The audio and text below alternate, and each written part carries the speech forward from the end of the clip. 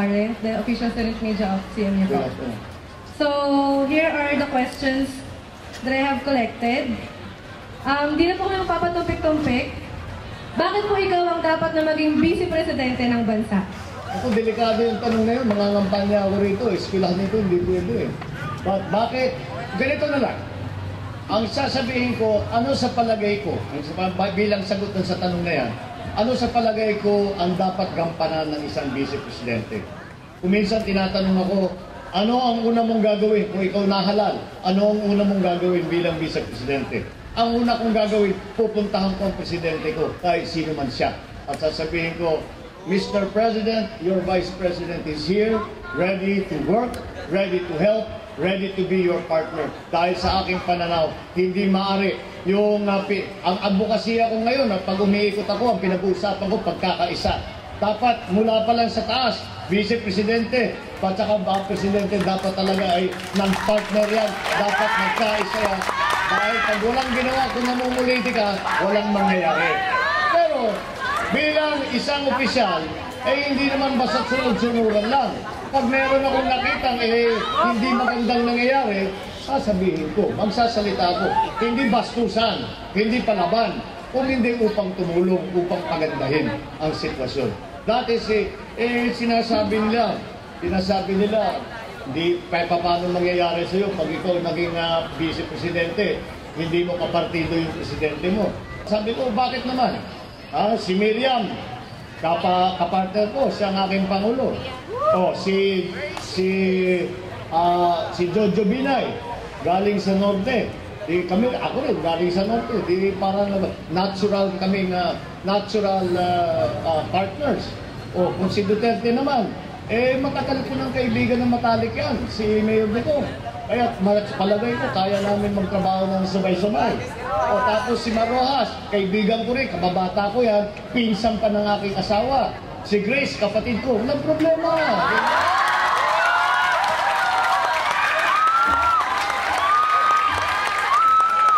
Kaya sinasabi ko, ako ang pinaka-best position na Vice President.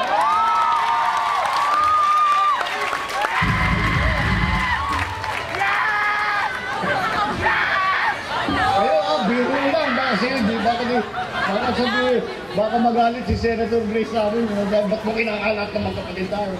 Kaya sabi nagbibiro lang naman tayo, naglalaro lang ng konti. Is that the same answer po ba? Kasi may second question is, bakit mo piniling tumakbo sa isang posisyong alam mo nang mahina ang kapangyarihan?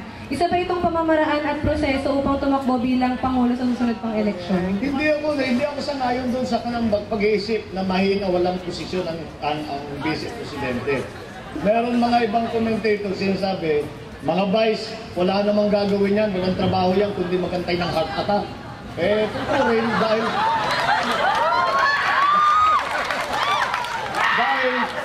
kasama sa trabaho ng isang vice na maging handa kung sakali man ang Pangulo ay hindi na kaya ang gawin ng trabaho niya. Sa palagay ko, sa karanasan ko naman, handa naman ako kung ganun ang mangyayari. Ngunit, hindi ganun ang aking iniisip na mag-aantay lang na may mangyari, mag-aantay lang na walang ginagawa. Dahil, iba ang sitwasyon dito sa Pilipinas. Ang paghalal ng isang Pangulo ay hiwalay sa paghalal ng pangalawang Pangulo. Hindi kagaya halimbawa sa Amerika, sabay yan. Pag ibinoto mo yung isa, kasama yung vice. Pag binoto mo yung Pangulo, kahit sino man siya, kasama na yung vice ron. Kaya ang Vice Presidente at saka Presidente ay laging magkasama. Dito sa Pilipinas, hindi. Ang pagboto sa Vice President, walang halos kinalaman sa kanyang President. Kaya may sariling posisyon talaga, may sariling mandato ang isang Vice President. And because of that, hindi naman maaari na ako iniisip, kung mahalal akong Vice President, hindi naman ako hinalal para mawalang ginawa, para magantay-antay, para pasunod-sunod lang. Hindi dapat ganoon. Binoto ka ng tao dahil inaasahan na may gagawin ka. And there are many opportunities. And that's why it is very important na nasa kasama ng sagot ko sa una, ay very important na kailangan magka-partner kayo ng Pangulo para marami kayong magawa. And in that way, the advocacies that I have already, the youth movement, agriculture, labor, employment, all of those issues that I have, local government, all the issues that I have a lot of ideas about, masasabi ko.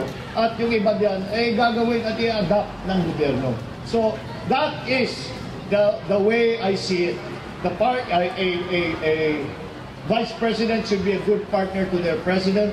They must also be willing to speak out when they see what the problems are, and furthermore, they must use the position of vice president to advocate as many of the causes that they feel is important to the country. Thank you po. Ito po yung next question. Naging matunog po ngayon yung konsepto ng federalism. Ano po yung masasabi niyo tungkol doon at kung makakatulong po ba ito o hindi sa kalagayan ng Pilipinas ngayon? Sa palagay ko, kung titignan natin, marami lang ibang bansa na federalized. Ano bang ibig sabihin ng federalism? Ang ibig sabihin ng federalism ay, kung halimbawa na palagay ko, alam niyo lahat, ay America, United States of America, United States, yan ang ibig sabihin. Dahil ang talagang organisasyon by state, kumbaga sa atin by region.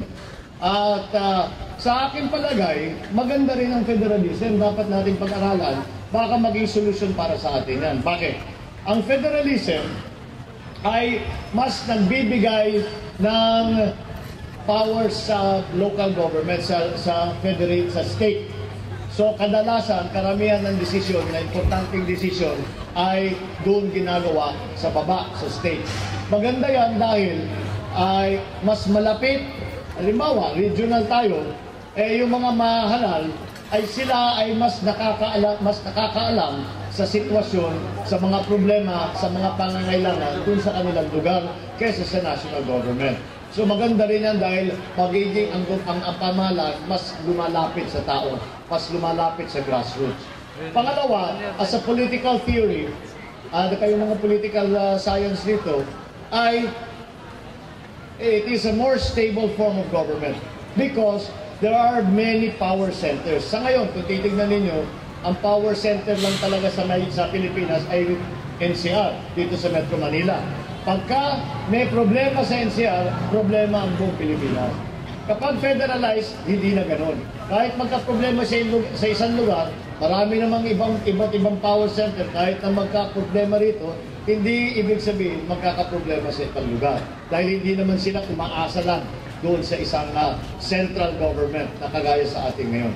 So, although, but the practical, maraming pa kailangan pag-usapan dyan, kailangan natin pag-aralan kung talagang makakabuti at pagtingnan natin ng mabuti kung may paraan na gagawin natin para maging advantageous sa ating mga sa ating kababayan at maging mas maganda ang takbo ng pamahalaan at maging mas malapit sa taong bayan.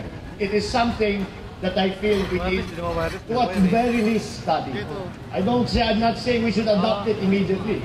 What I am saying is that we should study it, and if we decide to adopt a federal form of government, then we have to do it in a Filipino way. Kailangan hindi natin basta gagayahin yung mga iba. Ano kailangan natin? Okay yan, sa konsepto, paano natin gagawin dito sa Pinas?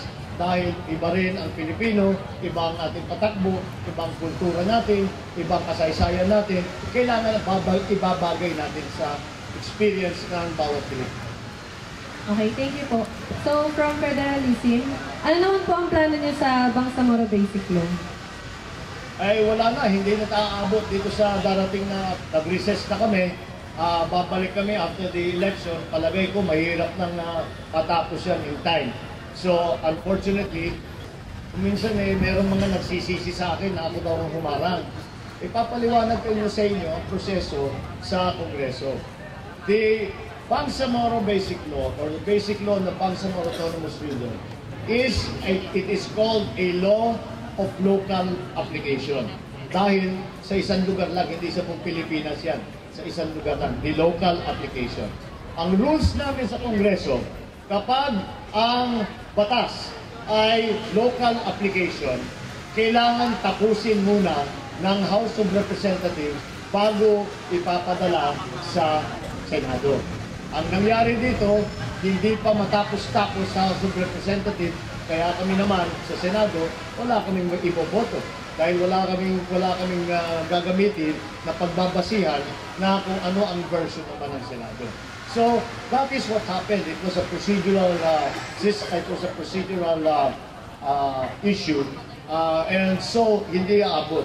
But, ang paulit-ulit kong sinasabi, dahil sa aking tingin importante, ay simple lang. Kahit hindi matuloy ang pagpasa ng BPL, kahit hindi matuloy ang pagpasa ng mga ibang batas na ilinagay namin para sa Bangsamoro, kailangan ipagpatuloy ang proseso ng kapayapaan. Hindi natin maaring iwanan yan dahil kailangan natin maunawaan na ang problema sa Muslim Mindanao ay hindi problema ng mga Muslim lamang, hindi problema ng mga tiga Mindanao lamang, kung hindi problema ng buong Pilipinas. Dahil kung pag-aaralan ninyo na mabuti, kahit papano tayong lahat ay naapektuhan sa mga nangyayari sa Mindanao ngayon. Kaya kailangan ipagpatuloy yan at huwag tayong titigil, huwag natin pababayaan na ganito ang sitwasyon. Kailangan ipagpatuloy natin ang proseso ng pag-uusap, pagkaunawaan para makahanap tayo so that we will one day have a true and lasting peace in Muslim Mindanao. And sir, I still have more questions but I think we don't have time na po. So thank you so much sir. Ano po? Let's do two more. Two more. Ito na yata nahihirap na question natin yung kinakatakutan. May pahabol po sir. Okay. You stated that the youth should take an active stand in the nation's affair. The campus media is a means by which students take an active step as catalyst for change. Unfortunately, despite the campus... Sorry, hindi ko mabasa masyado. Fortunately, The Campus Journalism Act, student media is still being censored. What do you propose to do to ensure protection and independence of the student media? policy on the student newspapers, publications is an internal policy of the school. It is not something that belongs in the law. We do not interfere with the running, especially of, we have a policy. The policy is, of course, to allow our students to do as they please and to say what they mean to say. But I think the problem here is usually comes from funding more than anything else.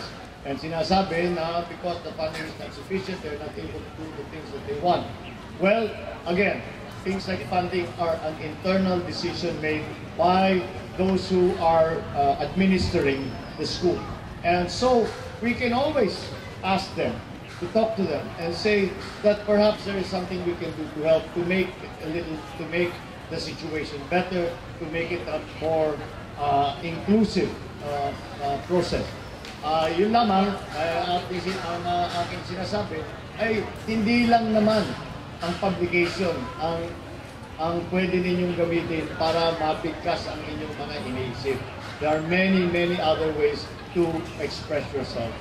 Number one, you have something that we did not have when we were students.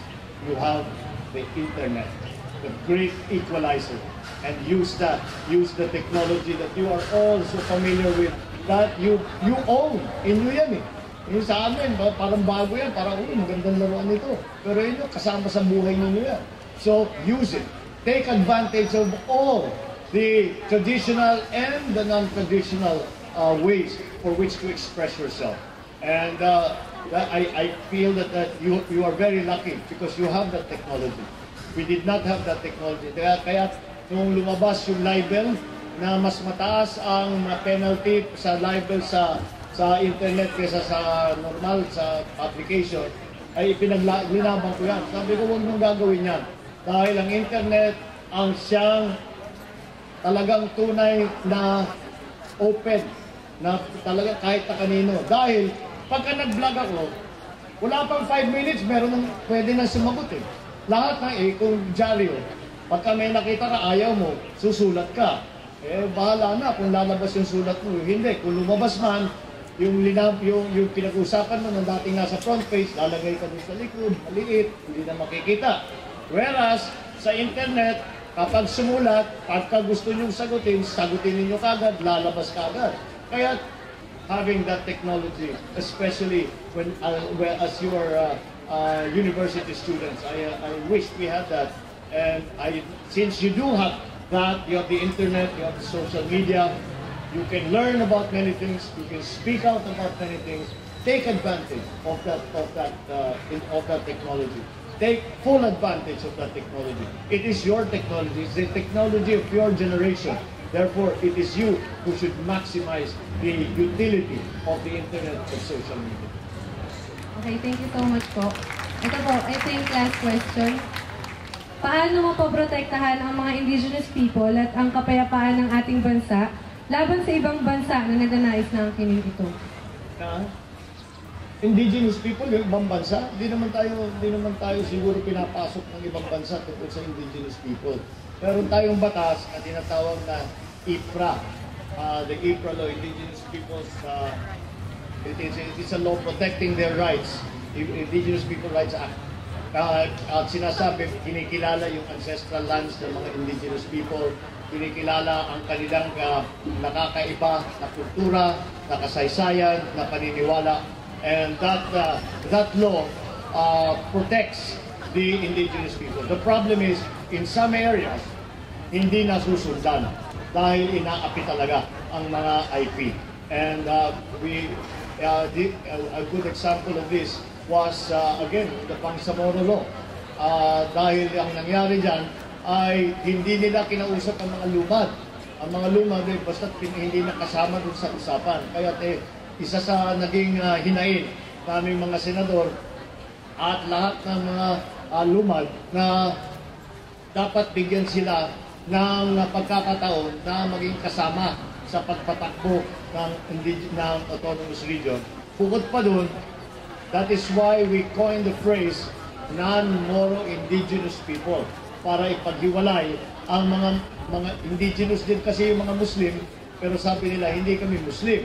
So, kailangan bigyan natin ng sa sariling kategorya.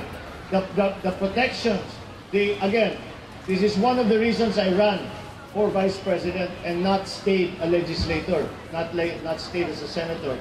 The reason is very simple. I think the laws are sufficient. I think what we need to do, and that's why I want to go to the executive, what we need to do is to implement those laws. Meron na tayong batas na IPRA, dapat na maganda at masugid ang ating pag-implementa niyan.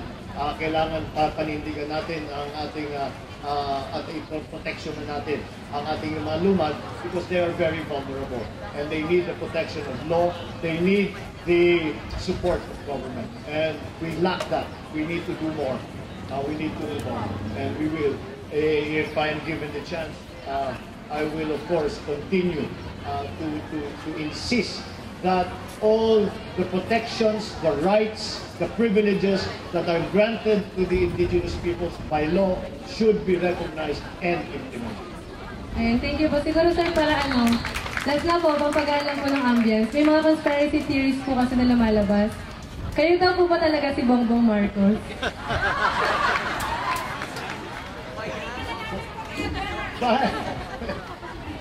Then may forever, ito, forever.